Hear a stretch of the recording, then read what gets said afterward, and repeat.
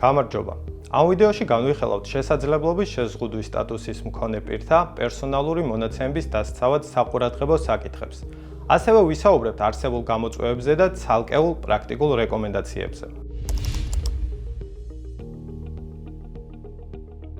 როდესაც ვსაუბრობთ შესაძლებლობის შეზღუდვის სტატუსზე, უნდა ვაცნობიერებდეთ, რომ ის პირდაპირ უკავშირდება ადამიანის ჯანმრთელობას.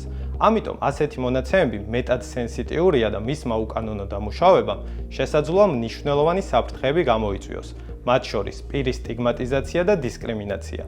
ამიტომაც კანონი მას განსაკუთრებული კატეგორიის მონაცემად მიიჩნევს და მისი დამუშავება მხოლოდ მკაცრი წინაპირობების შემთხვევაში არის დაშვებული. პასუხისმგებელი პირი ვალდებულია დამატებით შეაფასოს, რა გავლენა შეუძლია მოახდინოს ამ მონაცემებთა დამუშავებამ პირზე და დამუშავების პროცესი მხოლოდ ამის შემდგომ წარმართოს.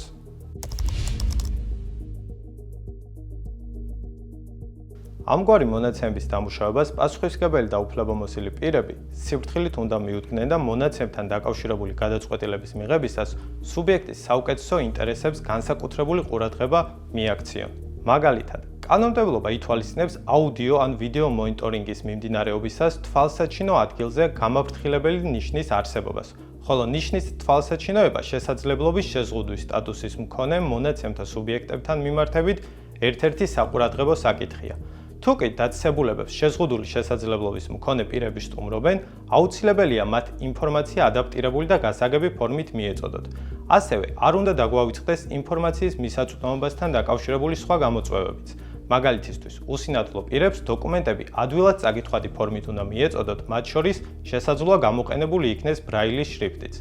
ასევე, ვებგვერდზე არსებული ინფორმაცია, მათ შორის მზად ჩანაწერების თაობაზე ტექსტები ხმოვანი ვერსიის სახითაც უნდა იყოს მისაწვდომი. როდესაც განვიხილავთ ციფრული ტექნოლოგიებისა და აპლიკაციების შექმნას, ავტორიზაციისთვის, აუთენტიფიკაციისთვის საჭირო მონაცემების შერჩევისას, შეზღუდული შესაძლებლობების მქონე პირთა სპეციფიკური საჭიროებების გათვალისწინება აუცილებელია. მაგალითად, მხოლოდ თითის ანაბეჭდით ავტორიზაციამ შესაძლოა დისკრიმინაციული გარემო შექმნას. ასევე უნდა გვახსოვდეს, რომ შესაძლებლობის შეზღუდვის სტატუსი ხშირ შემთხვევაში იმგვარი მონაცემია, რომელიც შეიძლება შეიცვალოს.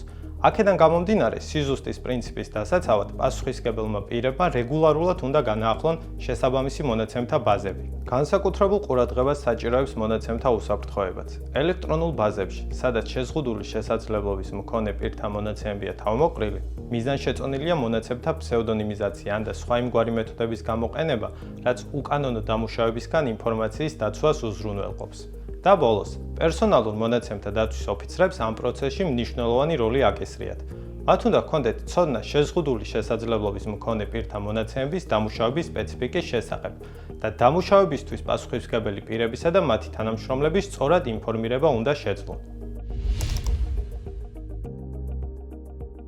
შესაძლებლობის შეზღუდვის სტატუსის მქონე პირთა პერსონალური მონაცემების დაცვა პრიორიტეტული საკითხია. შესაბამისად, სამსახური მსგავს საკითხზე წარმოდგენილ შეტყობინებებსა და განცხადებებზე დაუყოვნებლივ რეაგირებს. ერთ-ერთი რესურს სკოლის ინსპექტირებისას გამოიკვეთა, რომ მოსწავლეთა პერსონალური მონაცემები, მათ შორის სპეციალური საჭიროების შესახებ შენახული ინფორმაციის გაზიარება ხდებოდა ღია დრაივის ბმულებით, ხოლო ამ მონაცემებზე წვდომა ზოგჯერ პაროლით დაუცველი კომპიუტერიდან ხორციელდებოდა. ინსპექტირების შედეგად სამსახურმა სკოლას დაავალა, რომ დოკუმენტების გაზიარება მომხდარიყო მხოლოდ კონკრეტულ უფლებამოსილ მომხმარებლებთან და მონაცემებზე წვდომა პაროლით დაცული კომპიუტერიდან მომხდარიყო. აღსანიშნავია ისიც, რომ სამსახურის მიერ ჩატარებული შემოწმების შედეგად შეწყვიტა ფუნქციონირება იმგვარმა მონაცემთა ბაზამ, რომელიც სიზუსტის პრინციპის დაცვას სათანადოდ ვერ უზრუნველყოფდა. მონაცემთა დამუშავების კანონიერების შესწავლისას სამსახური თავად შეზღუდული შესაძლებლობის მქონე პირთა საჭიროებებსაც ითვალისწინებს.